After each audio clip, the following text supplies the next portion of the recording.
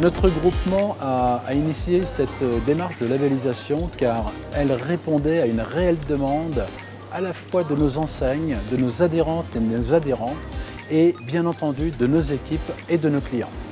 On demande aux commerçants de répondre à un référentiel qui comporte 38 engagements, un premier pilier social, un deuxième pilier qui est le pilier sur l'environnement et puis un troisième pilier qui est fondamental, c'est la relation du point de vente avec son territoire.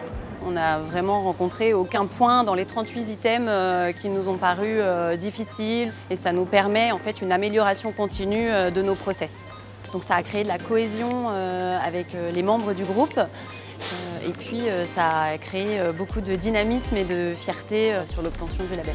Nous sommes dans un secteur très concurrentiel, donc c'est un vrai axe de différenciation, aussi bien vis-à-vis des concurrents, mais également vis-à-vis des collaborateurs. Effectivement, on a là des propriétaires et des commerçants qui s'engagent vraiment dans une stratégie de responsabilité sociale et environnementale et on le voit au travers de tous les exemples qui nous ont été donnés. Donc c'est vraiment encourageant pour nous parlementaires de voir que les acteurs économiques s'emparent de ces défis de société.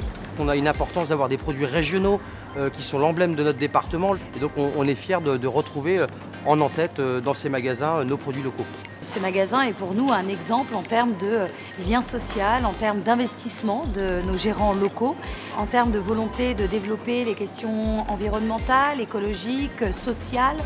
Donc voilà, on a ici des gérants qui sont très impliqués dans leur magasin mais aussi impliqués dans la ville. Toutes nos enseignes ont déjà au moins un point de vente de labellisé. L'objectif, c'est d'arriver à 600 ou 700 points de vente labellisés.